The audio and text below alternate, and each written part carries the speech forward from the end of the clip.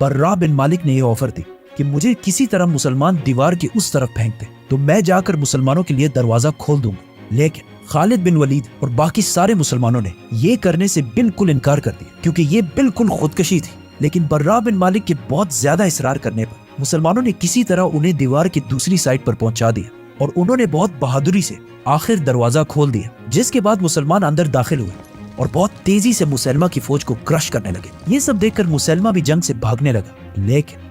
مسلمانوں کی فوج میں ایک صحابی ایسے تھا جو اس جنگ میں صرف اس لیے آیا تھا کہ وہ کسی طرح مسلمہ کو مار سکے، حضرت وحشی رضی اللہ عنہ۔ کیونکہ اس سے بہت سال پہلے جنگ احد میں حضرت ابو سفیان رضی اللہ عنہ کی بیوی ہندا کے کہنے پر وحشی نے آپ صلی اللہ علیہ وسلم کے چچا حضرت حمزہ کو شہید کر دیا تھا، لیکن اس اتنے سخت دکھ کے بعد بھی آپ صلی اللہ علیہ وسلم نے مکہ فتح کرنے کے بعد وحشی کو معاف کر دیا، لیکن انہیں یہ کہا